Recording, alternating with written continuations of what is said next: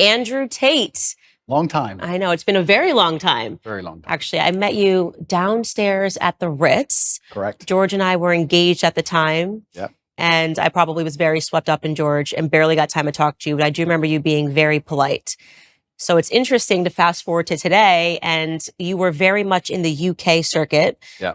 Now it seems like your celebrity is kind of really hitting the US market. They're kind of finding you for the first time, digging up a bunch of old clips, and there's a lot of pressure now on conservatives to say something really awful about you. There seems to be a pressure on everybody on all sides to say something awful about me. I kind of feel like I've been placed in a position where there's always someone attacking me new each day.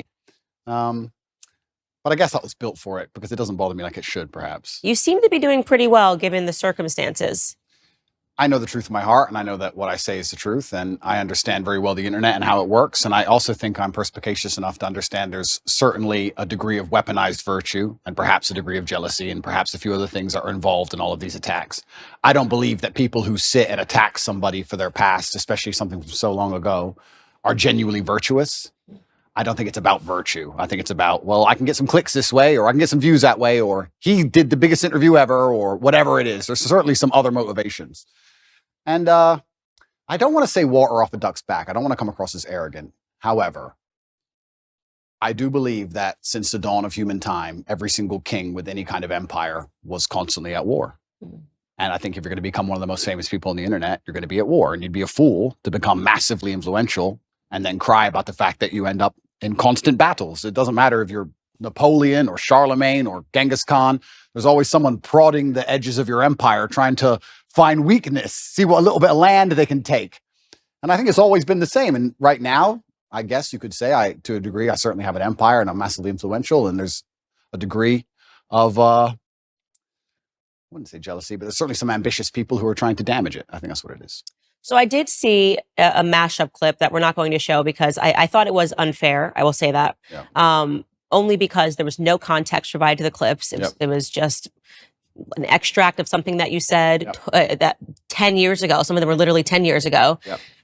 Didn't know what year it was from, didn't know who you were talking to, didn't know what context it was. And I've been victimized online by something like that before, where somebody takes something abstract and says, well, this is what must be what she means, until they're provided the full context of the clip. Yeah. And I also take exception to, I think, digging back 10 years. I don't know who could survive that litmus test. I'm 34 years old today. Yeah. 10 years ago. Today, I speak to my audience. I talk about, they call me puritanical. I talk about, not drinking. Yeah. I think the biggest change has been becoming a mother. Yeah. And it would really be unfair if we went and found Candace at 24 years old, liberal, dancing at One Oak, and said, well, look at these clips of Candace Owens. Fortunately, I had no cameras in my face 10 years ago. Yeah. You somehow did.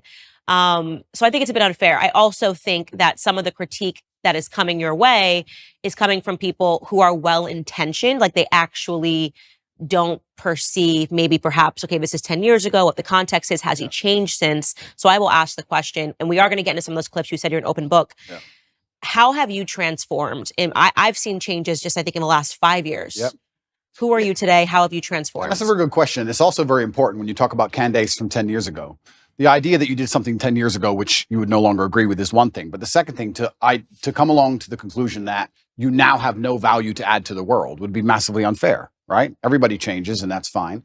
I'm not the kind of person who's going to sit and apologize for his past. I believe all's well that ends well. I believe we're humans and we grow and we learn. I'd be a fool and I'd be disingenuous to sit here and pretend I was sorry for something I did in the past. And I'm not going to do that. I'm going to be very honest to everyone at home. I've talked at length for a very long time about my history and the fact I used to run a webcam business, and I don't feel guilty for that. I know that's maybe what they want from me. I don't feel sorry for that. I've never hurt anybody. It has nothing to do with my current criminal case.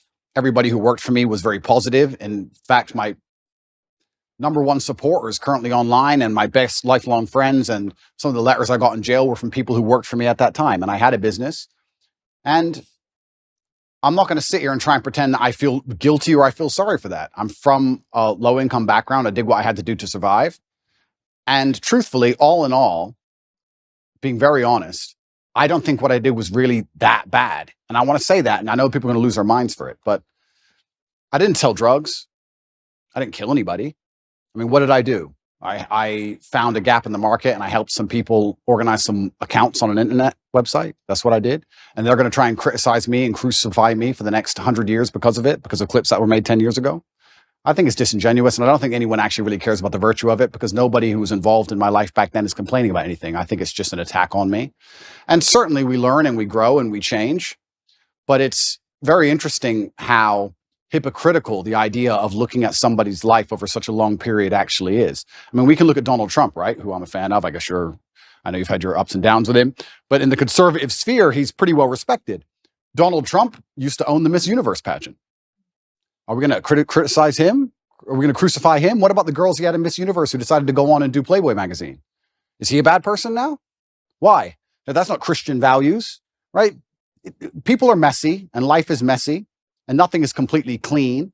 And this idea that you're going to find somebody and 10 or 11 years ago, they did something which might even be slightly distasteful, not even illegal, and you're going to crucify him forever. I just don't believe that's genuine virtue. I think it's just an attack.